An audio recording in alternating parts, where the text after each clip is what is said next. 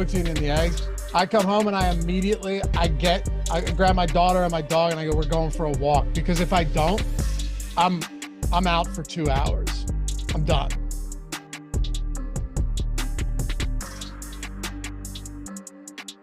Hey, good morning. Welcome to the Stochastic.com MLB Strategy Show. I'm Dave Loughran. What's up? I didn't know we were going live. Did I shock you with that? Hey. Yeah, I wasn't listening. MLB Strategy Show right here on the Stochastic YouTube channel. Jordan, did we hit 90K?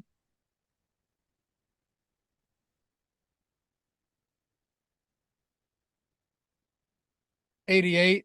Yeah. That's okay. We make mistakes. We'll get over it. Well, we don't let Jordan do things. Maybe we'll get there soon. Happy to have you guys with us. We're talking not a ton of games today. We will cover the 2 games on early. We'll do that quickly. Kind of as we did yesterday, Josh, with the early slate, just looking at it as a whole instead of game by game. It makes more sense, especially with only 2 of them. And then there's no strategy for the early slate. So if anybody thinks there is, get ready. 5 minutes on it. There's still 20K up top. So spend a few minutes on it. Then we'll talk about the 4-game main slate. Get you guys on about your business today. Hope you're having a good morning. And if you are, even if you aren't, hit that thumbs up, subscribe to the channel, leave a comment down below if you're watching or listening after the fact. Let us know how we did. I hate when people say that. No, say hi. Give us your thoughts on the slate. We try and read or respond to all of them at the very least. And if you're somebody that prefers podcasts or even maybe is thinking about dabbling, all of our stuff, podcast form, Apple Podcasts, Spotify, you name it, we got you covered. Check all of that out on our podcast platforms, and let's get rocking. How you doing, brother? Let's do it. How you feeling? A little tired. Long night. But, we're back here for Thursday. I don't really care too much about this slate. I'll do 4 games tonight with my eyes closed. It's an easy one. I don't like it, though. I like when we could at least have one real slate. I don't love 4-gamers, especially as a main. I wish that at least we had a real early slate, but we don't have that either. So I don't know. It's just one of those days. Recharge the batteries. Good day for who's the sponsor today? Sleeper. Oh, good day for Sleeper then. Also a good day for Prize Picks, but definitely a good day for Sleeper. Sure is, dude. Sleeper. I tried. I mentioned it yesterday, though. They take care of their people. They take care of their people, dude. They do. How many strikeouts? Yesterday they got he had 4 yesterday. I was gonna say Gossman, right? You're talking about Gossman? Yep. He got tuned up too, but that's what I mean. Like when you discount stuff like that, I hate when people go, man, he might get knocked around. It's like it doesn't matter. It's rigged, man. They knew. That's why they gave you that discount. Like it doesn't matter. You have to do it anyway because it's look at it this way. If you're playing there, it is unequivocally by far the best square that you're going to get. So I don't know. People overthink stuff and they get dumb. But anyway, he got there. Phillies got the win. I was happy. Harper, 2 home runs. Felt pretty good about that. And then I sent you that text message from my buddy. Dude, that had me in tears. We've all been there. We've all been there to a degree. I should read it on the show. Why not? Sure. Oh, yeah, you got it. If you read it on the show, you also have to read his name and address. Nah, why would I ever do that? Full doxing. Why would I ever do that? I don't know, man. That had me laughing so hard. Oh man, I would definitely run out of there. That's for sure. So, it's not good. It's not good. I'll read it real quick and then we'll talk baseball. It's only 6 games today, right? I got to take this screen mirror off so people don't see it. So I said this to Josh yesterday because I was just dying. My buddy's got a high-end position at a lighting company. And he was out with clients and he texts us at 9:54. Me and my other buddy goes, I was out to dinner in the city with customers, was walking back and an overwhelming urge to shit came over me. I ran into Chipotle and there was a code on the door, asked the girl for the code, hovered, and it came out forcefully. 75% went in the toilet. The rest went on the back of the toilet and a bit of a splatter on the wall. I left a $5 bill on the tank and ran out. I'm glad that you confirmed that the $5 piece of that story is not accurate, because that's the worst part of it if it's true. Because five is such a disrespectful amount of money. You give $5 if somebody delivers like a bacon, egg, and cheese to your house. He confirmed that was not true. But the rest, oh God, what a story. Had me rolling. Man, that's just the problem there is that whatever you're blasting out to the back of the toilet and the wall, like there's no chance where that's a dump that didn't stink. It is straight death being just like flamethrowered all over the back of the wall. Well, I'm glad you guys are happy to be with us because we're happy to be here too. Hit that thumbs up. Let's make it happen. Let's talk early slate real quick. Seattle, Kansas City, Boston, Washington, George Kirby, Angel Serpa, Chris Sale, Patrick Corbin going between Boston and Washington. So we could just take a look at this, an overarching view instead of going game by game. You're not getting particularly great pitching on two sides of this one. The other one, you have Sale against the Washington team that doesn't really strike out at a high clip. And then George Kirby against Kansas City, obviously a good matchup for Kirby. He's the type of guy that'll drive you nuts sometimes with the lack of strikeouts, but he has been on it lately. I mean, his last 5 games, 10, 9, 7, 5, and 7 strikeouts, pretty significant stuff there. And he can pitch very deep in the games and do so very efficiently. It's very hard to not want to go to George Kirby today, even at 9,800, even with that price tag in Kansas City, a park that limits power. You don't have a lot of other choices. Now you're going to have to find some salary for sure. And if you want to try to go and grab like a MJ Melendez against Kirby today, you try to grab a little bit of the power on the opposite side, but Kirby very clearly standing out. And then so does Chris Sale at 8,900. I don't want to short sell Sale. That's for sure. Big time strikeout stuff. Not entirely sure how deep he can go in this game, but I don't think it matters all that much. The real tricky piece will be Pat Corbin. Like, can he hold the Red Sox in check a little bit? Because it doesn't seem like you want to go to Zerpa at all, whereas Pat Corbin has at least been like a real guy in the past. He'll be the swing piece because if he can be functional, that's sort of like the sneaky best spot to go because of his price tag. Corbin only coming in at 7,100, but it's a 2-gamer. Like everybody's in play, and Angel Zerpa is a top 2 pitcher, 25% of the time or something. Yeah, which is crazy. Corbin coming off a game where he goes 5 innings, doesn't allow an earned run, but walks 7 and strikes out 2. So he's not very good, but you're right in the sense that he's also not as bad as we thought he was earlier in the season. Like he's a little bit better than that. It's just neither of these guys look good. How easy is it to play Kirby and Sale together? Neither of them are wildly priced. Is that just the play instead? I think it's probably difficult. I haven't had a chance to really look at any salaries yet or any of the data that would belong to these particular 2 games. Just, the perils of life on a Thursday. Didn't see them coming, I guess. Anyway, it seems difficult to go to the 2 pay-ups. To get there, you're going to have to make some very large concessions in salary. Now, Seattle has been pretty cheap as of late. Maybe that helps get you there. I don't think Boston's going to look the same way. So you're probably looking to buy cheap home runs against those guys coming from the teams that they're playing. I think that's going to be tough. Like, clearly you're getting to both of those guys in lineup constructions. There's no way to just not get to a particular 2-man combo on a 2-gamer. Unfortunately, though, I think it's going to be mildly limiting. And I think that's sort of why Pat Corbin starts to look a little bit more interesting. Yeah, it makes sense. I mean, I guess at this point, you're just talking about, how many different variations on this slate can you really do to get different? That's the thing. No, none. Not going to Kirby just seems like I understand that there's contrarian and trying to get leverage. Not going to Kirby just seems like a pretty bad idea. I agree. I think Kirby looks fantastic, but it's baseball too. Like 30% of the time, he's going to be not that dude. So then all right, if with that, okay. So if that's a thing, then we agree. Like he looks awesome.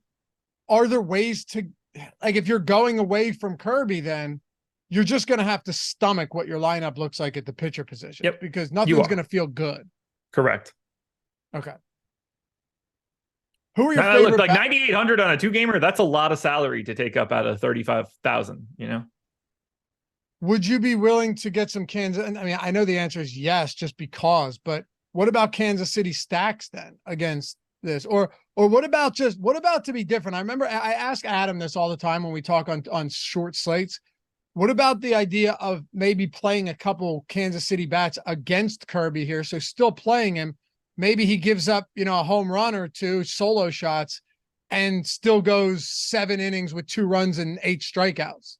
Yeah, I mean, like, you generally don't have a choice on a 2-gamer. You're probably looking at, depending on the situation, a minimum of 1 bat coming back. I'd say, a maximum of 2 would probably be fine. It's not like Kirby gives up anything big. 157 x ISO to lefties over the past 2 seasons, 146 to righties. There's not like a particular side of the plate that really does the damage. So just try to buy cheap-ish potential home runs, whether that's Melendez, Salvador Perez. Bobby Witt won't be cheap, so that it makes it a little bit more difficult, but they're the type of guys you want to go to. You're not really looking to one-off the non-power bats against someone like George Kirby. Any other thoughts on this early slate before we talk main slate? Not really. It's I hate saying it, but the 2-gamer is just not my cup of tea. The prize pool for this morning, 25K up top on DraftKings, like, that is generally appealing, but I don't find a 2-gamer to be something that I'm not going to register the early slate. It's not usually something that I want to get to. So you end up having to overlap your own lineups too much. That's not really like the fun way for me to do it.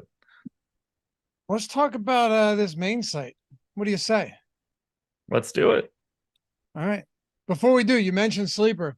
They've just been doing a ton of promos lately. They've been doing a ton of, I don't know. I feel like right now, when you get places like Sleeper Picks, it's the pick'em format, right?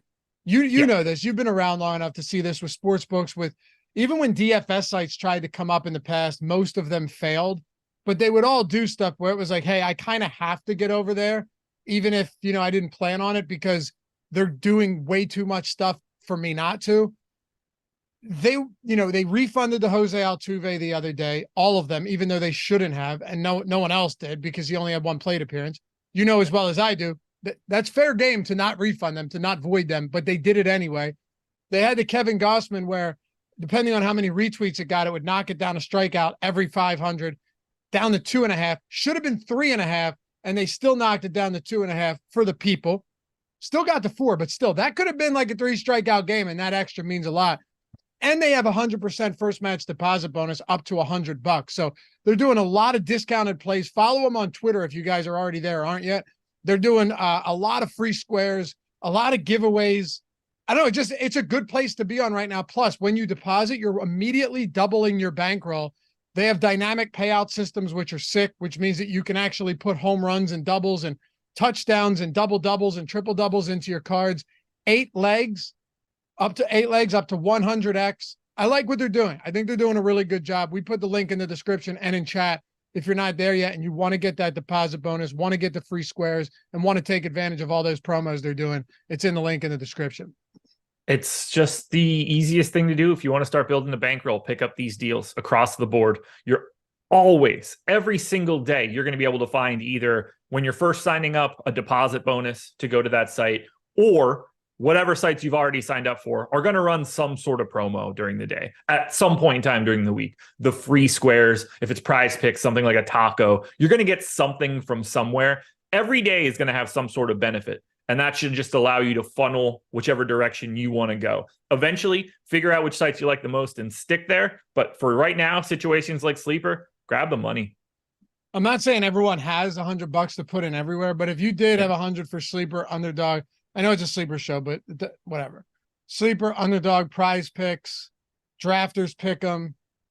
There's one more that I can't think of. Underdog? Boom's another pick 'em. Yeah, that's 5 right there with the first match deposit bonus up to $100. It's $500 that you're getting for free in all of them. So think of it that way. Like, even if you put $20 in all of them, that's $100 you didn't have. So check it out. And let me know what you think. I think you'll love it, honestly. It's a fun site. New York Mets, St. Louis Cardinals. Jose Quintana, Adam Wainwright, 10.5 run total. Ugh. Yeah, man. 10.5 run total. You got Adam Wainwright on the bump. That should be fun in St. Louis. Assume it's going to be a hot day in St. Louis with this total. You would be correct. 84 degrees 84. around first pitch. Yeah. 84. It's weird, this is a park that limits lefty power, but everything else is relatively neutral. Wainwright on the hill for the Cardinals, as you mentioned. He's Adam Wainwright. That should explain a lot right out of the gate. Him being Adam Wainwright is not a good thing. 278 X ISO to lefties this season, 212 to righties. Even if you want to add in last year, you're still not getting good numbers. He does not miss any bats. Very difficult to want to use Adam Wainwright, but this is a 4-game slate. It's not out of the realm of possibility this is a 3-game slate, by the way. We do have some weather issues in Cleveland. So I do think that Adam Wainwright is also someone that you probably also get to because he's 5K. I think you could probably have somewhere in the 5 to 10% of Wainwright and it would be fine. That said, not fun in this environment. Similarly, on the opposite side, Jose Quintana is 6,700. Equally not as interesting, at least to me. I see the Cardinals run total being north of 5, and I'm guessing that's sort of the general wisdom on Jose Quintana for this spot. Now, he has not been back for very long. He's thrown less than 100 pitches to lefties. He's been fine so far. Fine for any sort of sample you want to add. If you want to grab the last 3 years, not a lot of power being given up, lots of strikeouts versus lefties when he has that opportunity. But at 6,700 in this game, he's about to see probably 9 righties. It's not going to be a great spot for Jose Quintana at all. If there were lefties there, it might be different. So I don't love either pitcher, which shouldn't be surprising. This is the game with the biggest implied total on the slate. But you should still, on a 4-gamer, be looking at 5 to 10% of Quintana and Adam Wainwright if you're playing large field stuff. If you're only playing 1 or 2 lineups, you're probably getting away from Wainwright and Quintana and focusing very specifically on the bats, which to me were the number 1 and number 2 stacks on the slate. You want to hear something crazy though with Quintana? Over his last 1+ seasons, so last year and this year, yeah, he's pitched about 195 and a third innings. He's allowed 8 home runs. Yeah, he didn't give up any power to lefty. Dude, 8 home runs in almost 200 innings. Yeah. That's a crazy number. Yeah. Yeah. It limits power in a big, big, big way. Even just righties in general, 129 X ISO to righties over this year and last year. Only an 18% K rate though. So it's not a great strikeout matchup for the Cardinals. They're going to get the bat on the ball pretty regularly, from what I can tell here, because he doesn't have a really good swinging strike rate against righties either. Does he get BABIP to death? Maybe he just keeps the ball in the yard today and it's, death by 1,000 paper cuts if it's anything. Maybe he does limit the power. I certainly would prefer to get to the Quintana side over the Wainwright side just because he's a better pitcher in general, but I think you should be more interested in the hitting. Yeah, I agree. I don't love St. Louis here though. Okay. I mean, he's just really, really limiting power. Like you said, death by 1,000 paper cuts, sure, but that can often result in just still not great production. Now, to be fair, it's a 4-game slate. I get that. Right. And this is not a good strikeout matchup here. The Cardinals, not a ton of strikeouts on the right side. Yeah. You gotta hope the balls have eyes, really. Yeah. If he starts having to throw with runners on, that you're going to be a little bit more likely to be giving stuff up. So if he can't keep guys off today, I think he could be in for a long day. Who do you think will be the most popular stack today? You think it's going to be the Mets? Yeah. Either the Mets or the Cardinals. It's either the Mets or the Cardinals. Those are the only 2 answers. Okay. Yeah. I guess they're right. Just that the run total on that game is on such a different level. It's hard for me to say, I have the Mets first and the Cardinals second, just by a hair, not by a lot. But I tend to over project the Mets on a day-to-day basis. So I'm thinking it's probably a lot closer, universally than it is for me. And you do get the benefit. Look, the Mets get Adam Wainwright. They're on the road. They get the benefit of, being able to bat in the 9th no matter what. So I do slightly prefer the Mets side, but it's Mets 1, Cards 2, or Cards 1, Mets 2. I don't see a scenario where you could pick a different team to be in that top two. Not That's today. fair. No, these teams have 5.2 run implied totals for the Cardinals, 5.5 for the Mets. Every other team on this slate is like 5 or 4.5 or less. Dodgers 4.7, but everybody else 4.5 or less. So yeah, I get it. Yeah. Like I think Pete Alonso grades out as your best Met. I think it's probably some sort of combination between Goldschmidt and Arenado on the opposite side, but there's so much power. I've got the Cardinals projected lineup 194 x ISO, Mets 188. If these lineups are the lineups that show up here, there's a lot of pop, especially for the Cardinals side in particular, a lot of ups and downs. I think the Mets are just going to have a good day no matter what because Wainwright sucks, but like I think the range of outcomes for the Cardinals is pretty wild. Detroit and Cleveland. Tarek Skubal, Xavier Curry, 8.5 run total here. So, like I said, both of these teams, not wild. You have what? A 4.5 implied total for the Tigers, 4.3 for the Guardians. You know, it's whatever, right? On a bigger slate, we probably wouldn't be looking at all that much hitting here, but could be a relatively interesting spot. If nothing else, we have to talk about it. But first, what about pitching? Because you have Gallen against San Diego. You have Corbin Burns against the Dodgers. Lance Lynn against Milwaukee. That's interesting. And then it just falls off a cliff as far as pricing goes to Skubal, Quintana, Rich Hill, Curry, Wainwright. Yeah, this one gets tricky. You can't dig in. Like we can talk about what happens if this game plays right now, but there's a decent chance that you can't go to pitching tonight. It is 100% chance of rain at 7:00 tonight. Just massive, massive downpours. Whether they just start extra late tonight or potentially just kick this one to tomorrow and play the doubleheader, it's something you're going to need to pay attention to. Curry for 5,300. Just add him to the list, sort of like Adam Wainwright, where you can go to him. It's a much better matchup. The Tigers aren't very good. There are strikeouts there. Now, Curry isn't very good, but on a day where you could pay at 5,300 for a 4-gamer, I think Curry is a very viable value option. I'd be willing to have, upwards of like 15% of him.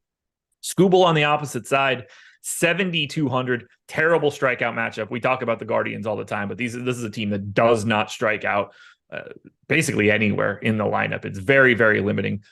Park does limit power, 87 park factor to righties. That will certainly neutralize Cleveland a bit against the lefty in Skubal. Skubal for 7,200. This is a really nice price tag. Probably the second best combination, probably the second best option behind Lance Lynn today, if you're factoring in price. Other than it being a bad strikeout matchup, he's a really good pitcher. The park will work. I've got some interest just because he's not the correct price at 7,200. No, not at all.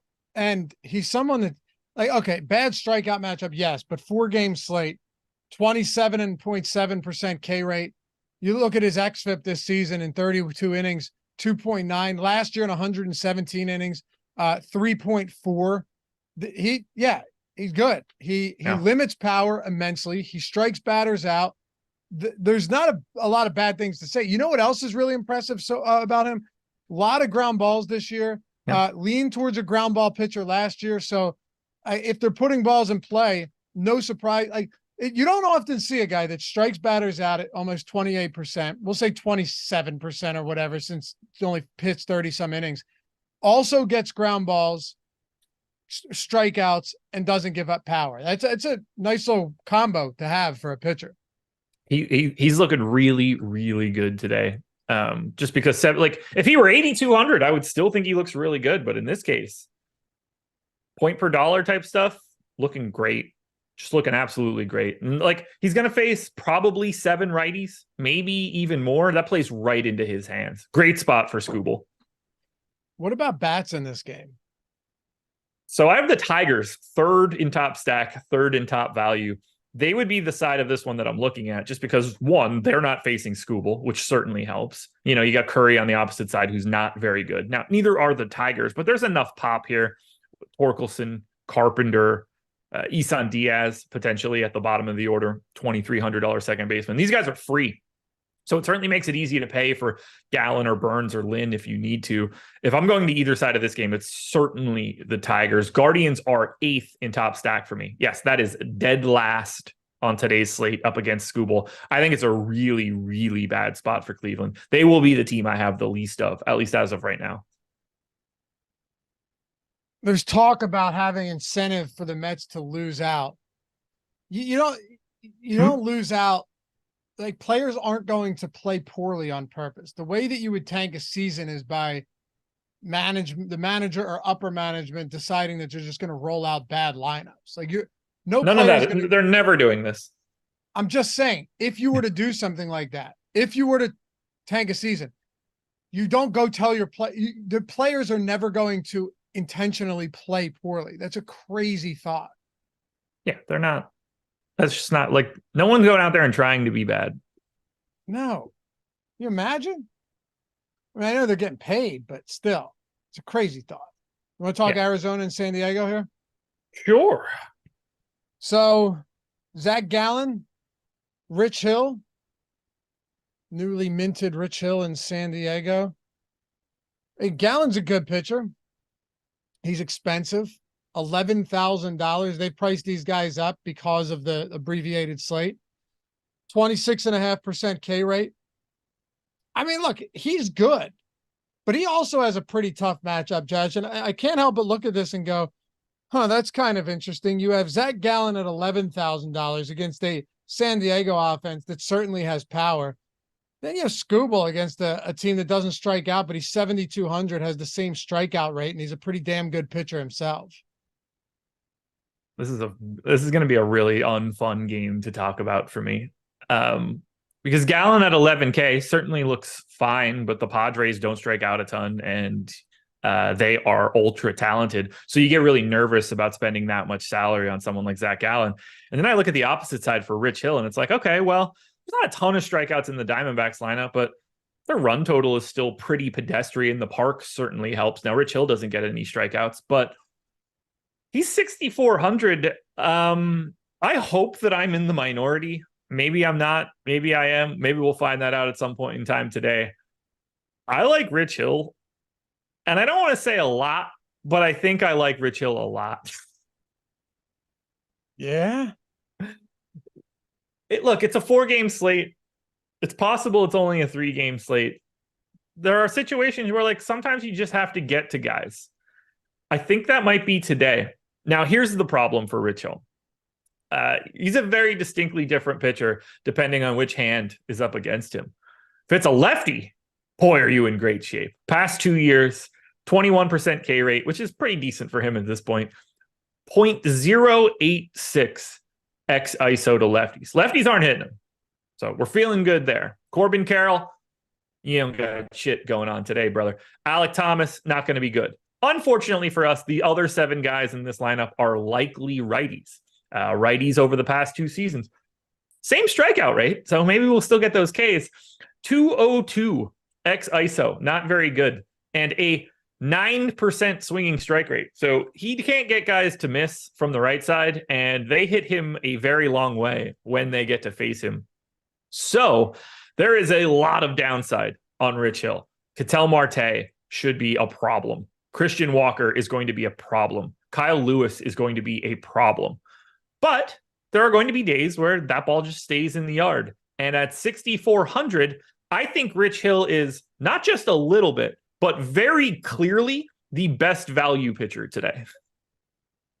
Over Skubal? Are you considering Skubal no, a value pitcher?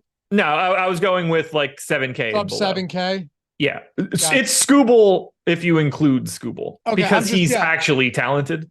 If we're going, bottom 4 in salary today, I think he's miles ahead of Curry and Wainwright. Are you cool playing Skubal and Hill together? Yeah. I don't know if you'll need to.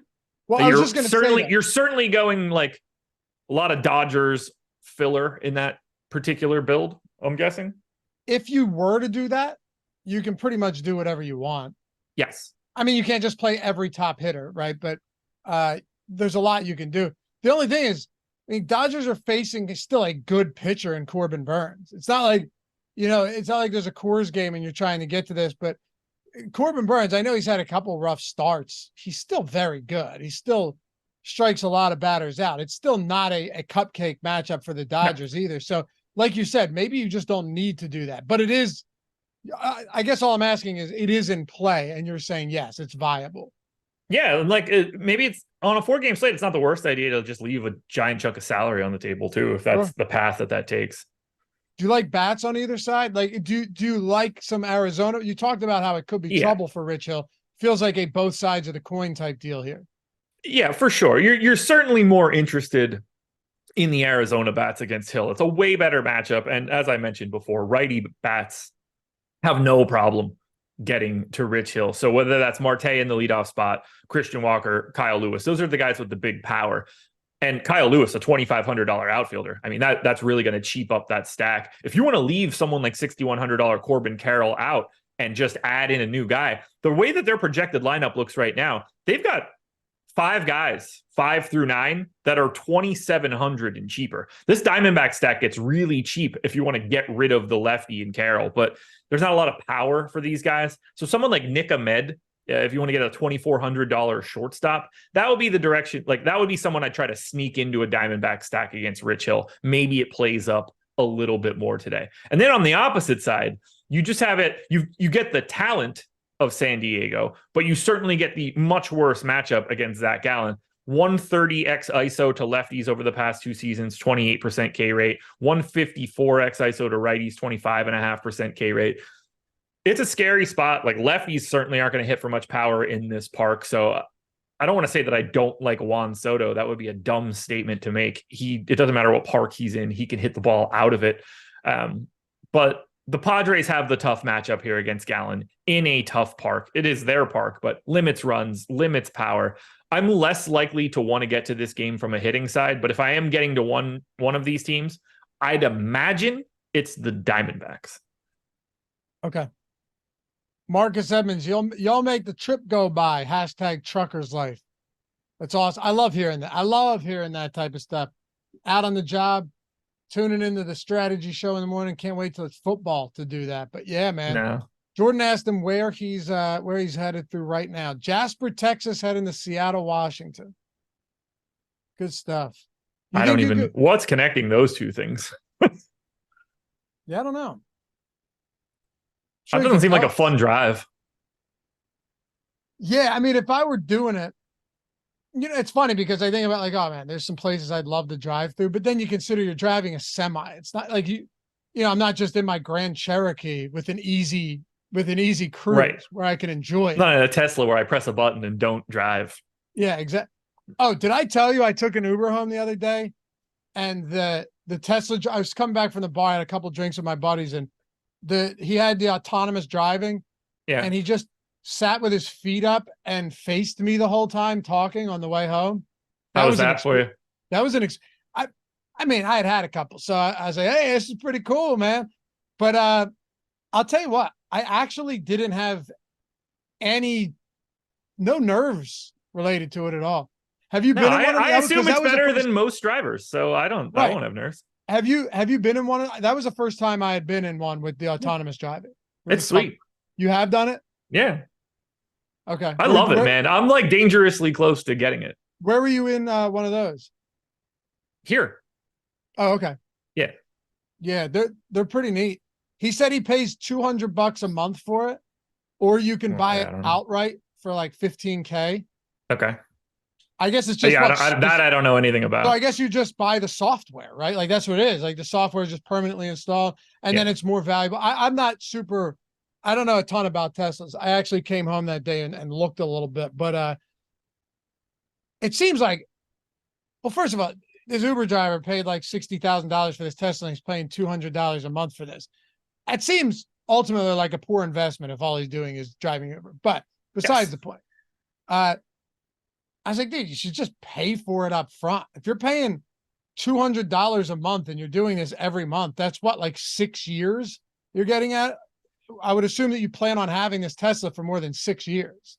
Well, look, like, let's be clear here. He's an Uber driver. He's not exactly making the best decisions to get himself into wherever he wants to be in life. You can't blanket Uber drivers like that. Yeah, you can. Yeah, you can. No, you can't. That's unfair. That's ridiculous. You absolutely can. Why? Because it's a thing that you can do. I totally disagree with you. And I'm not doing this just to... Unless you're like the black car driver where you're showing up in a tuxedo and shit. Listen to them.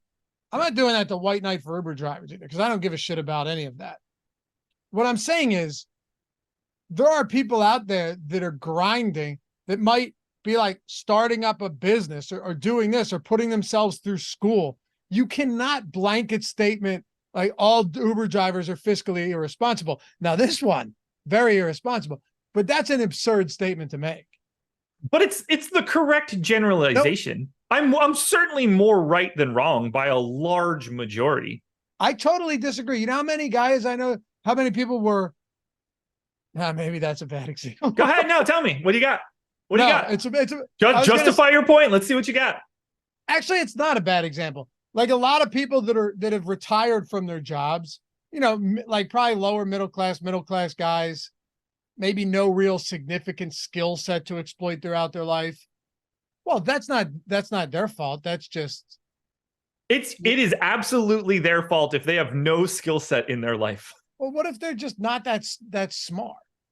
They shouldn't drive cars. Okay, but I'm saying they retired. They should press the button and let the damn car drive then. I've talked to so many people that are retired and they just want something to do. Like they just want something to do in their off time and they drive Ubers. Yeah. Again, I'm not saying that these people don't I'm not saying this is 100% thing, but speaking in a broad generalization here, I am right. Can I get your Nobody's asking their guidance counselor if they could do it as a career. Wait, one more real quick though. What was your hypothesis? I don't know how this started. That Uber drivers, by and large, are generally not going to make good decisions in their lives. Yeah. In all facets of their life. But if you're a career Uber driver, I agree. But so many of them do that as a side gig while they're getting their money up for other stuff. They're only stripping to pay for college? Is that what you're trying to tell me? What? The strippers are only working to pay for college? I don't have an issue with that either. Well, I don't have an issue with it, obviously. But again, this is the decision-making process. 90% of these scenarios are probably going to be like, that person probably shouldn't even do this. I don't know, man. When I was younger, I worked as like a delivery driver and stuff like that. Yeah. What's the difference? I don't think that I was making great decisions when I was a delivery driver. But it doesn't. I think you're making my point.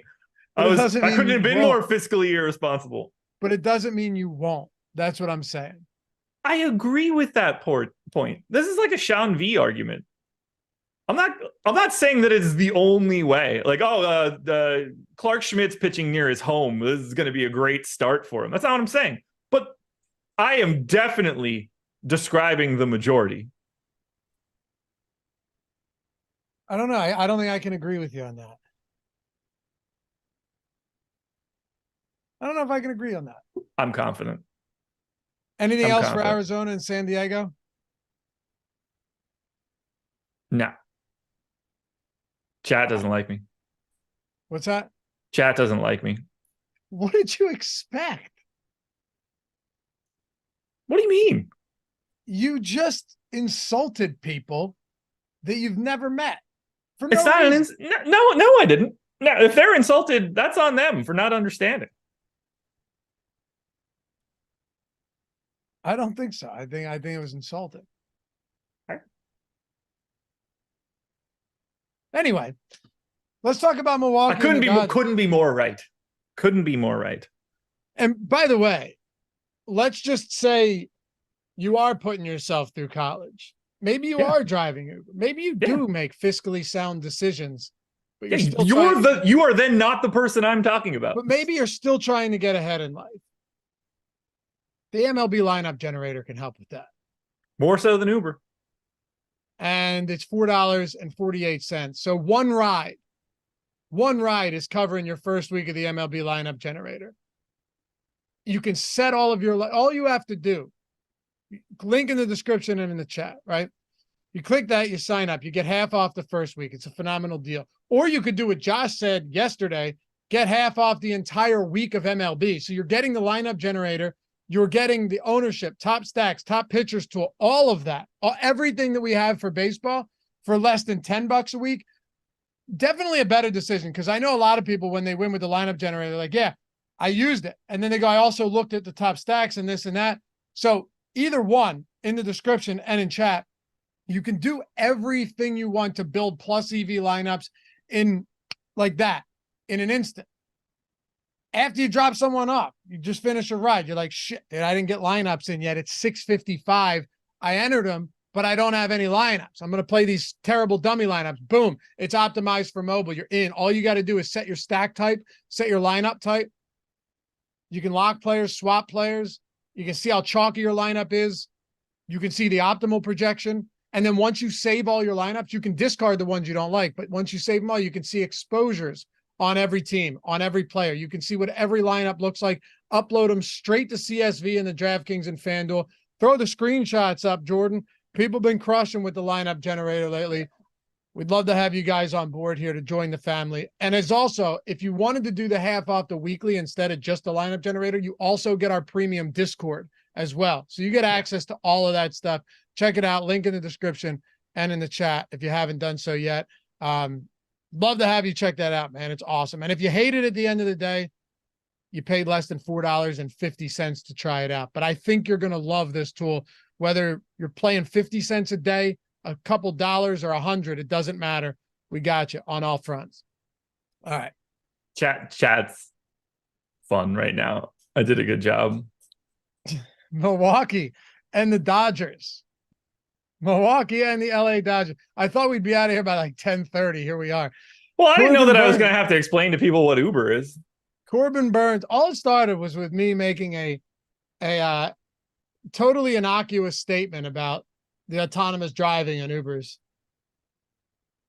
Corbin Burns, Lance Lynn. We need autonomous people, man. We need to just apply that to people's lives. Then everything will be better. Probably will. Just yeah. I assume it's going to be better than human drivers, so I assume it'll be better at everything else. Nah, yeah. I still want real interaction. What does the average person look like to you? Not physically look like, but, I assume the average person is probably not going to be better off than like Chat GPT right now. What's that look like in 2 years? Yeah, who are going to be the first people that just totally offload their life to computerized decision making? What do you mean? Well, you use the self-driving car and it shows up at an intersection. It's like, well, you're supposed to go right, and then the car makes you go right. Oh, right. So you're saying I think they need to self-drive their lives. So just go on autopilot for their life. Yeah, why not? When's that going to get put into place? You know what it's going to do? It's not going to make them drive Uber. I'm not, Josh. I'm not doing this. Milwaukee, I'm not doing this. Milwaukee and the Dodgers, 8.5 run total. Milwaukee plus 124 on the road. Corbin Burns and Lance Lynn, two righties on the mound. First thoughts on this game are, the Dodgers have a 4.7 total, but it is a tough matchup.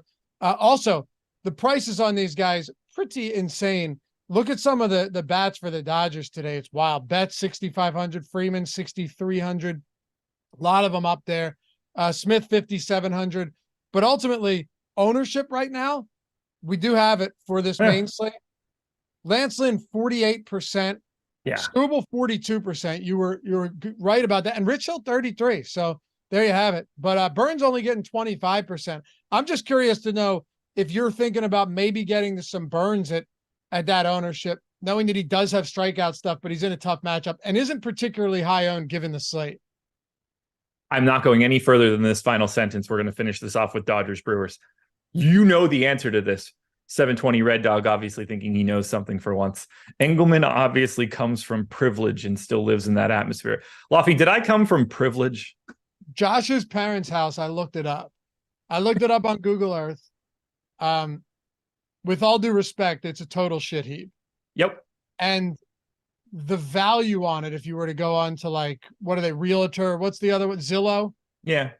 I think the estimated value is like $10,000 on it. It's less than any car I've purchased. I'm not joking. I think it wasn't it like 10, not 10, maybe not 10, but it was like, I think it's like 30 70, or 40 or something like that off the top of my head. Below 100, well below 100. well below the cost of my car. Yeah. Yeah. So no. I can confirm, does not come from privilege. Comes from, quite frankly, the total opposite of privilege. Yep. So, yeah. Yep. As much So all as of these Josh new and I- thoughts are fresh in my brain. As much as Josh and I disagree on things, definitely does not come from privilege. Anyway, Yes. Go ahead. I got you on that. Lance Lynn, 9,400. This dude's price has been so weird lately, but he does get this Brewers matchup. Oddly enough, not a ton of strikeouts here against the Brewers, but he's 48% owned. I have a little bit more than that. He's just in a really nice spot because you don't have that monstrosity price tag like you do on Gallen or like you do on Burns on the opposite side. So I really do like getting to Lance Lynn. He does strike me as sort of the best balance for this entire slate. On the opposite side, though, for Corbin Burns, I don't mind it. You know, he's 10-6. That's not ideal. He's 25% owned, but I have him out of my sims as someone that should be 25% owned. So I'm getting to the field on Corbin Burns. I'm getting to the field on Zach Gallen as well. But if I need to get to one pitcher today, I think it is Lance. I think it has to be Lance Lynn. And you see that in the ownership, 47% owned right now. How many lefties do you think will be in this lineup right now, if you had to guess? We just know he has such immense splits that that's always the first. 5 at a minimum. It's always the first thing I'm looking at when it comes to Lance Lynn. How many lefties is this guy facing? And more than that, how many of these lefties have some semblance of power? As many as they can get is going to be the case, but so like someone like Christian Yelich is going to be in a great spot. Sal Frelick, rookie this year, should look pretty good. They don't have a ton of like problematic lefties. Carlos Santana will be hitting from the left side here. You're hoping you get at least one or two more. But that's like I like Lynn more than I like going to the Brewers. I only have 2 5-man Brewer stacks right now. I also don't have much of the Dodgers. I think it's kind of tough to want to go there. You clearly want to go to the Dodgers more than I have 21% Corbin Burns. You're about in line with the field right now. Yeah. And I'm a little bit over on Lynn. My biggest stance right now is probably I have 20% Curry. I knew that I was going to get to one of those pay down options and it ended up being Curry. I mean, we have Adam Wainwright at 2.5%. I have 8. I'm happy with that too. It's a 4-game slate. Let's do this and wrap it up. I appreciate you guys hanging out with us as always. I'm assuming some of those thumbs up went away upon Josh's outburst, but outburst. But we appreciate all of you who have stuck around and tapped that thumbs up for us. Look, sometimes this show, sometimes some regrettable things happen here, particularly on small slates. And I'm sure Josh regrets everything he said. But not once in my life. But we thank you guys for that and for subscribing to the channel and supporting us every day. It allows us to continue putting free content out here, keep the lights on, and that is a fact.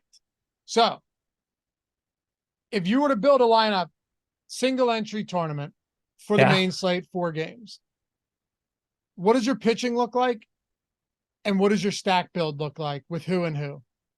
Let's see what I have at the top for the most. I'll just, so in the 150 that I built, the Cardinals are my most exposed stack. And then it's pretty flat between Tigers, Diamondbacks, Guardians, and Mets. I don't really have the Brewers or Dodgers. My highest ranked lineup right now. So this would be the lineup that I would like. Let's go with the lineup that I would play in a single entry contest. Let me resort this information. Oh man, sorry, it's taking a little bit to sort itself. 5,000 lineups doesn't sort very quickly in Excel for me. Okay, my top lineup would have been a 5-man, some sort of Cardinals stack. Tariq Skubal, Lance Lynn as the 2 pitchers, which makes perfect sense to me. But it is getting Ketel Marte into that lineup. It's getting Brandon Nimmo into that lineup. So I do like the individual bats that are showing up along with the Cardinals. But it seems like the Cardinals would be the team I would look to most in a single entry contest. Mets would likely be second. All right. I like it. Well, appreciate you guys hanging out. We'll get you out of here a little bit early today. Have a great rest of the day. Live Before Log, deeper dive tonight. NFL preseason Live Before Log. Only one game. You got Browns and Eagles, but we'll be here for it. So don't go anywhere. And check out all our stuff on the Odd Shopper channel. I got betting picks for tonight coming out for preseason football. Tomorrow, Saturday, Sunday. Lindquist got all his stuff. Ben, Greg, everybody. It's all over there on the Odd Shopper channel if you haven't gone there yet. So appreciate you. We'll see you guys back here tomorrow on the Strategy Show. Peace. Bye, everybody.